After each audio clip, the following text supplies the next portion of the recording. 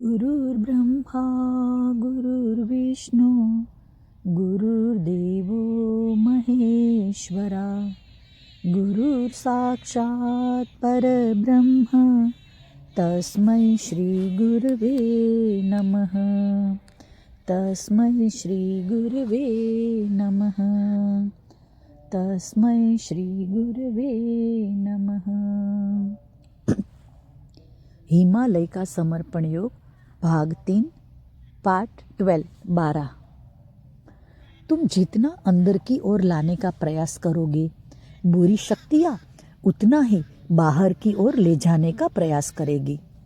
तुम्हारा कार्य तो लाखों लोगों के लिए होगा, तो लाखों लोगों की नकारात्मक शक्तियाँ संगठित होकर तुम्हारे विरुद्ध कार्य करेगी।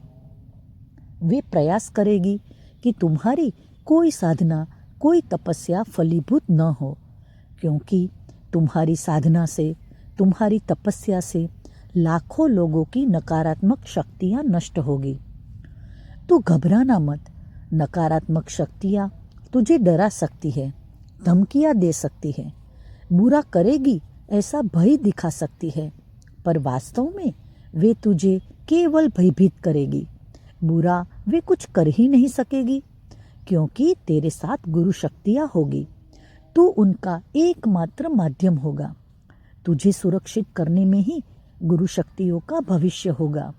हाँ, तुझे इतना ही करना है कि गुरु शक्तियों पर पूर्ण विश्वास करना है कि मैं गुरु शक्तियों के साथ जुड़ा हुआ हूँ। जीवन में मेरा कुछ बुरा हो ही नहीं सकता है। ऐसा संपूर्ण विश्वास रखकर अपने चित्त को भीतर की ओर ही रख। तेरी रक्षा परमात्मा स्वयं करेगा, क्योंकि तू उसका ही माध्यम है। उसकी छत्र छाया में रहकर ही कार्य करना। मेरे आशीर्वाद तुम्हारे साथ है। चलो अब सो जाओ। कल सुबह जल्दी उठना है और कल तो तुम्हें मुझे विदा भी करना है। मैं भी मेरे घर वापस जा रहा हूँ, इसीलिए जो कहना था सब कह दिया है। अब रात हो गई है तो सो जाओ। वे विश्राम के लिए चले गए। रात के समय पता नहीं कब मेरी नींद लग गई। दूसरे दिन सुबह गुरुदेव उठे। वे बाहर जाकर आए, प्रातर्विधि स्नान करके वापस आए और बाद में उन्होंने मुझे स्नान आदि के लिए भेजा। वे समाधि के लिए बैठ गए। मैंने झरने से थोड़ा पानी लाया था, थोड़े फूल भी लाए थे। उन्होंने मुझसे पूछा, अब कोई इच्छा रह गई हो तो बता। मैंने कहा, आपकी चरण पूजा करने की इच्छा है। उन्होंने गर्दन हिलाकर अनुमति दी। मैंने पत्तों के ऊपर उनके चरण रखे। जिन चरणों ने मेरे गुरुदेव के शरीर का भार जीवन भर उठाया था, वे चरण भी विश्राम करने जा रहे थे। उन्हें भी सदा के लिए आराम मिलने वाला था। जिन चरणों पर चित्त रखकर मैंने ज्ञान प्राप्त किया था, वे चरण परम तत्व में विलीन होने जा रहे थे। बड़ी सावधानी से, बड़ा संभल कर मैंने फूल को पानी में डुबाकर फूल से ही चरणों को स्वच्छ किया। फिर थोड़ा थोड़ा पानी हाथों में लेकर चरणों को धोया। गुरुदेव के चरणों के नाखून भी थोड़े थोड़े बढ़ ही गए थे। मैं सोच रहा था, ये नाखून भी कितने भाग्यशाली है। उन्हें सदैव चरणों के पास रहने का अवसर मिला है। आज ये भी गुरुदेव के साथ जा रहे हैं। गुरुदेव के दाहिने पैर की एड़ी के ऊपर किसी चोट का निशान था। चोट कभी चलते समय लग गई होगी। मुझे लगा, अच्छे मार्ग पर चलते हुए चोटें तो लगी ही होंगी। फिर भी इन चरणों ने सदैव गुरुदेव का साथ दिया है। उनके बाएं पैर में 2 कांटे लगे थे। मैंने निकालने का प्रयास किया तो गुरुदेव बोले, उन्हें पैरों में ही रहने दे, वे मुझे अब समर्पित हो गए हैं। मैंने भी निकालने का प्रयास किया था, पर नहीं निकले। वे भी शायद मेरे साथ घर जाना चाहते हैं। और वे मुस्कुरा दिए। मेरे नयनों से पानी की वर्षा हो रही थी। चरण पूजा तो मैं आंसुओं से ही कर रहा था। यह देखकर वे बोले, चाहते हुए अपने गुरु को क्या प्रसन्नता से विदा नहीं कर सकता? अरे तू प्रसन्न हो जा, मैं तो मेरे घर जा रहा हूँ। बहुत बाहर रह लिया, मैं खुशी से जा रहा हूँ। तू भी मुझे खुशी से विदा कर। मैं मेरी जीवन तपस्या का सारा फल, सारी शक्तियाँ तुम्हें सौंप कर जा रहा हूँ। जा तो यह शरीर रहा है, इसने मेरा बहुत साथ दिया, अब बेचारा आराम करना चाहता है। मैं शक्तियों के रूप में तेरे साथ तेरी अंतिम सांस तक रहूँगा ही, यह बात अवश्य ध्यान रखना। जा अपना गुरु कार्य करके आ। मैं तेरी अपने घर पर राह देख रहा हूँ। मैं अपना कार्य करके जा रहा हूँ, तू भी अपना सारा गुरु कार्य समाप्त कर आ जा। मैंने फिर फूलों और लताओं से बनाया हुआ एक हार उनके गले में डाला, पत्तों से सजाया हुआ एक मुकुट उन्हें पहनाया और साष्टांग नमस्कार किया। उन्होंने भी मेरे सिर पर हाथ फेरा था। उन्होंने कहा, समय हो रहा है, अब मैं स्वयं ही इस बड़े खड्डे में जाकर बैठ जाता हूँ। मैंने कहा, गुरुदेव एक क्षण रुकिए।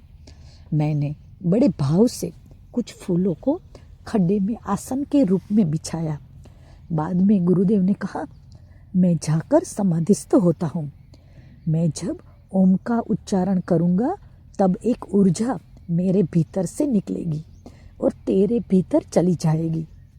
उसके बाद तुम इस खड्डे को सूर्योदय के पूर्व ही बंद कर देना, ताकि मैं मेरी यात्रा पर निश्चिंत होकर जा सकूं। वे उस खड्डे में पद्मासन में बैठ गए। उन्हें नमस्कार करके मैं भी वहीं उनके सामने बैठ गया और बाद में गुरुदेव ने ओम का उच्चारण किया तो मैंने देखा कि उनके आसपास सूर्य प्रकाश जैसे प्रकाश वाला एक वलय निर्मित हो गया और वह बहुत प्रकाश वाला था। मेरी आंखें चौंधिया रही थी, मैं उसे देख नहीं पा रहा था। धीरे धीरे वह छोटा छोटा होता गया और बाद में एक दीपक की लौ के समान रह गया। बाद में मेरे सहस्त्रार चक्र से मेरे भीतर आ गया और एक प्रकाश का पुंज गुरुदेव के शरीर से बाहर की ओर निकल गया। यह सब एक साथ घटा कि क्या हुआ समझ में ही नहीं आ रहा था। आंखें खुल नहीं रही थी, पर देखने का भी मोह था। बाद में वातावरण एकदम शांत हो गया, मानो जो देखा था वह कोई सपना ही था। बाद में देखा गुरुदेव का देह शांत बैठा हुआ था। मैंने उन्हें फिर से साष्टांग नमस्कार किया और बाद में भारी मन से उस खड्डे में मिट्टी भरना प्रारंभ किया और जल्दी जल्दी किया, क्योंकि गुरुदेव की आज्ञा थी कि सूर्योदय के पूर्व करना है। ठीक वैसा का वैसा किया। जमीन को समतल किया और उसके ऊपर पास का एक बड़ा पत्थर लाकर रख दिया और नमस्कार करके गुफा के बाहर आ गया और सूर्योदय की प्रतीक्षा करने लग गया। थोड़ी देर प्रतीक्षा करने के बाद सूर्योदय हुआ। उस दिन थोड़ी देर से ही हुआ, मानो सूर्यदेव भी अपने पुत्र को विदा करने आए थे। बाद में मैंने सूर्य को नमस्कार किया तो मुझे उगते हुए सूर्य में भी गुरुदेव के दर्शन हो रहे थे। मुझे लगा कि मैं पागल हो गया हूँ, ऐसा कैसे दिख सकता है, पर दिख रहा था। मेरे ही सामने के दृश्य पर मेरा विश्वास नहीं हो रहा था। मैं आश्चर्यचकित हो गया था। उस दिन मैं दिन भर गुरुदेव की समाधि के पास ही बैठा रहा। गुरुदेव ने गुरुस्थान को ही अपनी समाधि के लिए चुना था। श्री गुरुदेव ने देह त्याग के लिए भी गुरुस्थान को ही क्यों चुना, इसका अर्थ भी समझ में आ गया। गुरु यानी परम चैतन्य के माध्यम, वे वह माध्यम थे जो बहुत बड़ी शक्ति के साथ जीवन भर थे। ऐसे गुरुस्थान के पास देह त्याग करना अर्थात वह स्थिति प्राप्त करना जो उन गुरुओं को देह त्याग करने के पूर्व प्राप्त थी, यानी मोक्ष की स्थिति। वही स्थिति पाने के लिए गुरुदेव ने गुरुस्थान को देह त्यागने के स्थान के रूप में चुना और वहीं पर उन्होंने समाधि ली।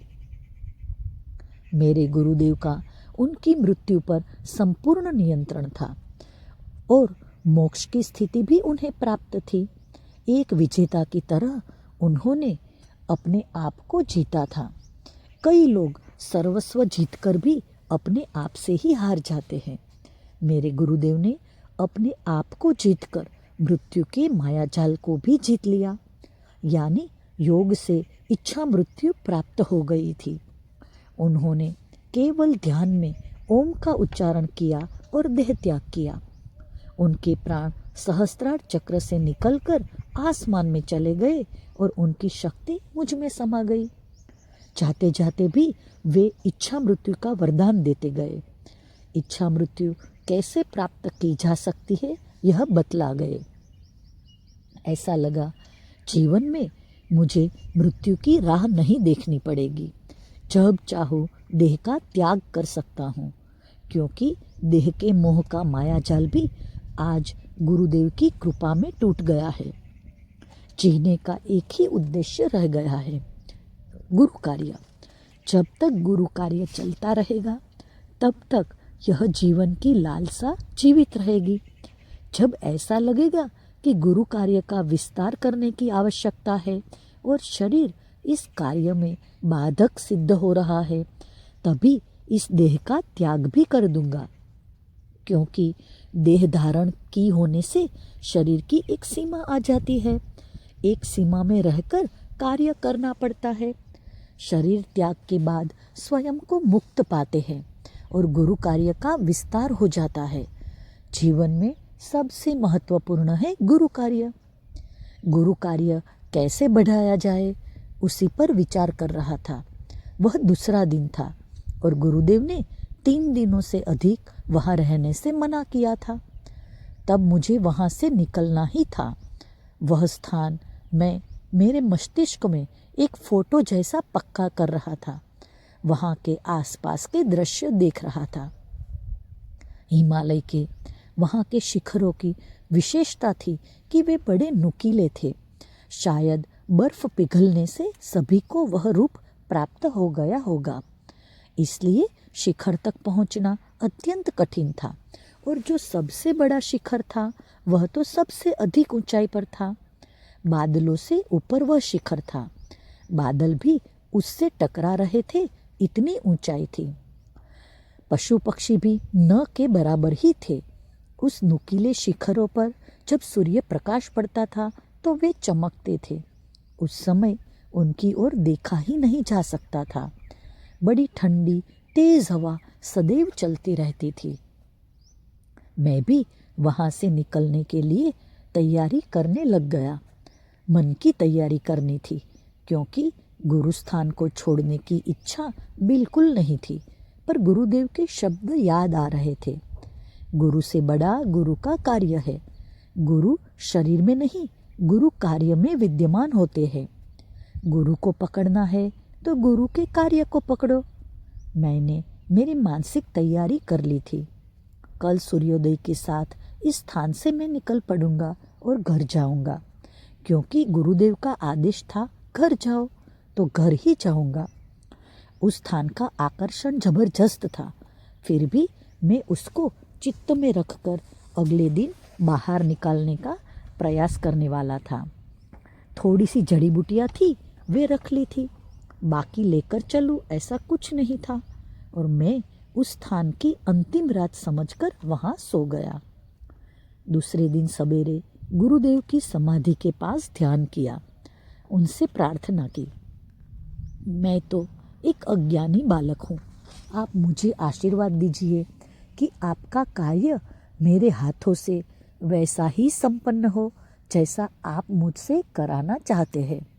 ऐसा कहकर मैंने गुरुदेव को अपने चित्त में धारण किया और उन्हें साष्टांग नमस्कार करके मैं वहाँ से चल दिया और गुफा के बाहर आया तो वृक्षराज की एक जड़ मेरे सिर से टकरा गई।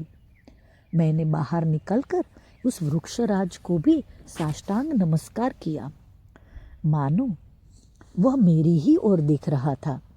मैंने कहा, तू कितना भाग्यवान है कि जीवन भर तुझे गुरु चैतन्य का सानिध्य प्राप्त होगा। मैं आज गुरु समझकर तुझे ही नमस्कार कर रहा हूँ। मेरा यह नमस्कार मेरे गुरुदेव तक पहुँचाना। हाँ। फिर मैं पश्चिम दिशा की ओर चल दिया। रात के पहले कोई स्थान भी विश्राम के लिए खोजना था। थोड़ा थोड़ा नीचे उतरने लग गया। मैं जब वहाँ गया था तब की स्थिति और मैं जब उतर रहा था तब की स्थिति, दोनों स्थितियाँ अलग अलग थी। कई पर्वतों से हिमखंड गिरकर पानी के रूप में बह रहे थे। नीचे आया तो नीचे ठंडा पानी बह रहा था, जो पहाड़ों के शिखरों से हिमखंडों के पिघलने से नीचे आया था। मैं दिन भर चलता ही रहा, क्योंकि मैं जितना नीचे जा सकता था ठंड से उतना ही सुरक्षित रह पाता। कुछ झड़ियाँ थी जिनको मुंह में रखने मात्र से पूरे शरीर का तापमान बढ़ जाता था और ठंड से बचाव किया जा सकता था। कुछ विशिष्ट पत्ते थे जिनको शरीर पर मसलकर ठंड से बचाव किया जा सकता था। एक बड़ी पत्थर की शिला दिखी और दूसरा शाम भी होने वाली थी, अतः उस शिला की आड़ में रुकने का मैंने निर्णय लिया, क्योंकि और आगे जाने पर आवश्यक नहीं था कि कोई और मिलती ही। समस्या ठंड की नहीं थी, हवा की थी। तेज हवा थी। उस हवा से बचने के लिए कोई जड़ी बूटी नहीं थी। उसका एक ही मार्ग था, ऐसी दिशा में रहो जहाँ पर हवा कम से कम लगे। बस, और कोई मार्ग नहीं था, और वही मार्ग मैंने अपनाया था। रात भर नींद भी ठीक से नहीं आई। सुबह सुबह थोड़ी झपकी लगी थी। मैं सामने वाली बर्फ को टटोलने के लिए साथ में एक बांस का डंडा रखता था। बस वही मेरा साथी था। सुबह मैं सूर्योदय की प्रतीक्षा कर रहा था, और सूर्योदय होने के बाद मैंने उस स्थान से निकलने का कार्यक्रम बनाया था। मैं गुरु स्थान से काफ़ी नीचे आ गया था। सूर्योदय हुआ और साथ में एक चमत्कार भी हुआ। हिम पर्वत की बड़ी सी हिमशिला धीरे धीरे नीचे की ओर खसक रही थी, और धीरे धीरे बर्फ की एक बड़ी मात्रा साथ में लेते लेते वह नीचे आ रही थी, और मैंने देखा कि उस बर्फ में गुरुस्थान संपूर्ण रूप से समा गया था। तब वृक्षराज के केवल ऊपर के भाग को देखा जा सकता था। बाकी वृक्षराज के नीचे की गुफा पूर्णतः बर्फ के नीचे दब गई थी। शायद गुरुदेव ने एकांत चाहा होगा। उनका कार्य समाप्त हो गया था और वे उस अनंत में विलीन हो गए थे। संपूर्ण गुरुस्थान बर्फ के नीचे देखते देखते दब गया था।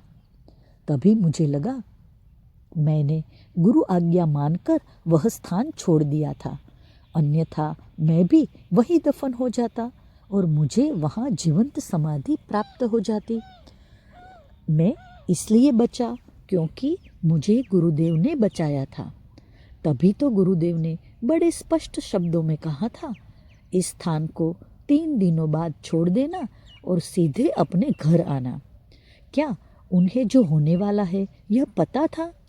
या तो वह हिमखंड पहले ही हट चुका था और गुरुदेव ने अपनी योग शक्ति से रोक कर रखा था। उस बड़े हिमखंड का संबंध मुझे गुरुदेव के साथ प्रतीत हो रहा था। शरीर छोड़ने के बाद मनुष्य की आत्मा को आत्मस्वरूप पूर्णतः प्राप्त करने में 3 दिनों का समय लगता है। यानी गुरुदेव के शरीर के साथ उस हिमखंड का संबंध था। तीसरे दिन गुरुदेव आत्मस्वरूप को प्राप्त हो गए। उस शरीर का बंधन छूटा और वह हिमखंड भी टूटा था। वृक्षराज तभी भी शान से खड़ा था, लेकिन उसका आधा नीचे का भाग पूर्णतः बर्फ की एक परत में धंस गया था। एक क्षण तो लगा कि देह त्याग गुरुदेव ने नहीं, मैंने किया था, और वहाँ मैं नहीं खड़ा था, साक्षात गुरुदेव ही खड़े थे, क्योंकि उन 3 दिनों में मेरा अलग अस्तित्व ही समाप्त हो गया था और जो बचा था वह आत्मा था। अब वही मेरा गुरु था, मेरा गुरुदेव था। अब आत्मा जो भी कहेगी उसे गुरुदेव की आज्ञा समझकर मैं वही करूँगा, ऐसा मैंने संकल्प किया। इतनी बर्फ होने पर भी ठंड नहीं थी, बस वह जो तेज ठंडी हवा चल रही थी वही ठंडी का एहसास करा रही थी। मैं धीरे धीरे लकड़ी के सहारे आगे चल रहा था। तभी मुझे ऐसा लगा कि कोई आवाज़ लगा रहा है, लेकिन मैंने सोचा यह केवल भ्रम होगा। यहाँ पर कोई मनुष्य कैसे हो सकता है? और मैं आगे बढ़ा तो भी मेरी दाहिनी ओर से फिर से आवाज़ आई। तो मैंने रुक कर ठीक से देखने का प्रयास किया तो देखा कि एक मनुष्य को पकड़कर चल रहा था। वह मनुष्य ही मदद के लिए बुला रहा था। मैं उनके पास गया तो देखा कि वे 2 सैनिक थे। उनमें से एक घायल था और दूसरा उसे सहारा देकर चल रहा था।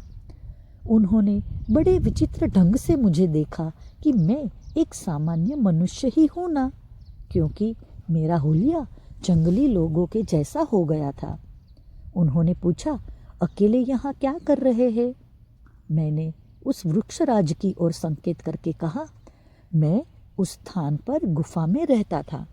मेरे गुरुदेव ने हाल ही में समाधि ली है और उन्होंने मुझे घर वापस जाने का आदेश दिया है, इसलिए मैं वापस जा रहा हूँ। मैं कई दिनों से वहाँ था। फिर सैनिकों ने बताया, हमें तुम्हारी कद काठी देखकर लगा था कि तुम चीनी हो, पर बहुत देर हम तुम्हारा ध्यान रख रहे थे। जब लगा कि तुम कोई सैनिक नहीं हो, कोई आदिवासी हो, तब हमने तुम्हें आवाज़ लगाना प्रारंभ किया। हम आवाज़ें तो बहुत समय से दे रहे थे। हम लोग उस पहाड़ी की चोटी पर गश्त करने गए थे और अभी हाल ही में जो तूफान आया था उस समय हमें जाना तो था पहाड़ के उस ओर, पर हम दोनों बर्फ की जिस शिला पर खड़े थे वही बाद में खसक गई और हम दोनों नीचे की ओर गिर गए और हमारा संपर्क भी सैनिकों के दल के साथ टूट गया था। दूसरे सैनिक को सांस लेने में तकलीफ हो रही थी।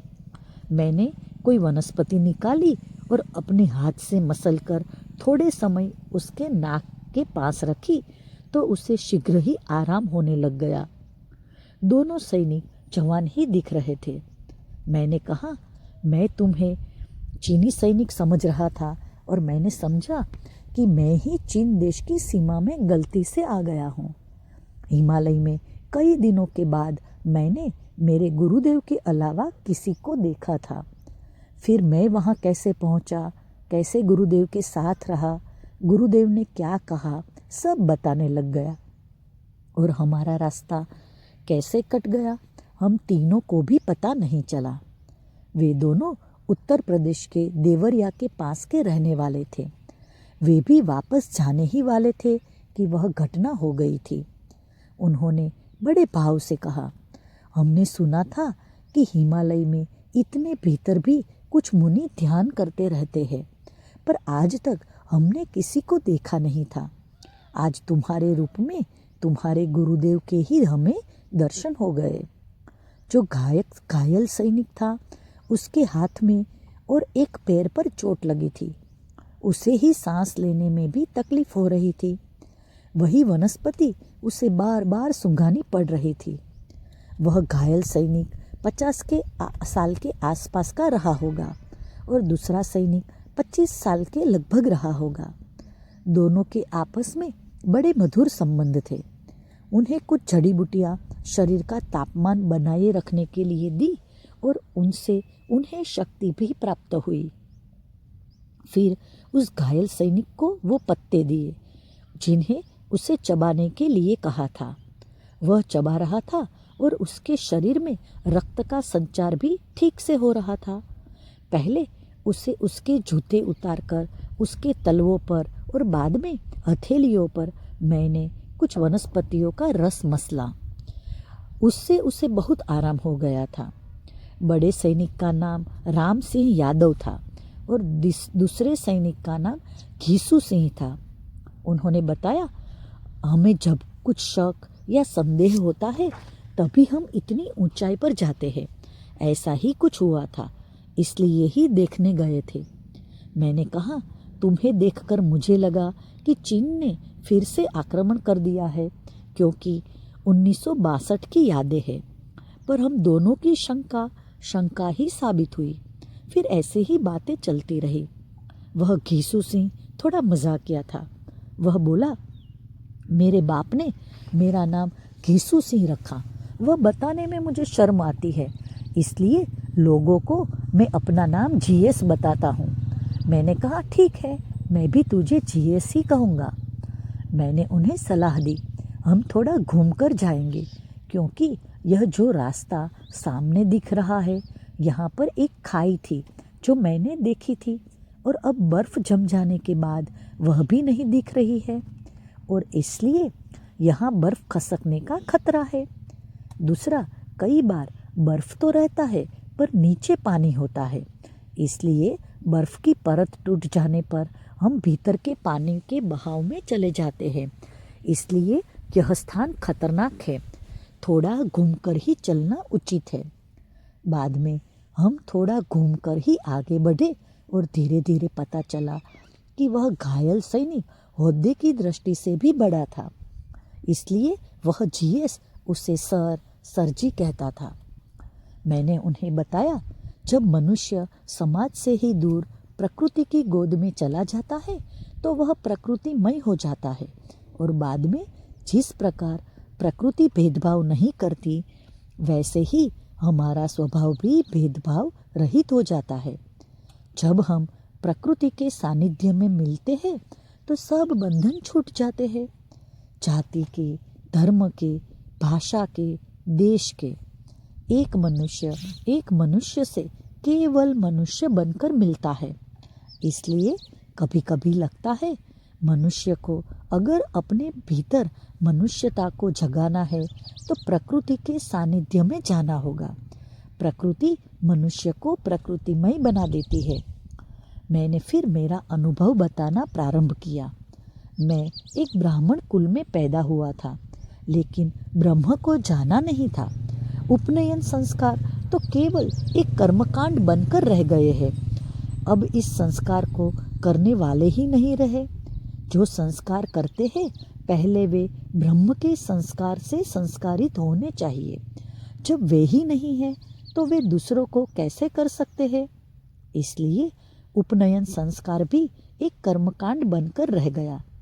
मेरे जीवन में ब्रह्म का ज्ञान तो मेरे गुरुओं ने मुझे कराया, और इस प्रकार मुझे सही अर्थों में ब्राह्मण बनाया।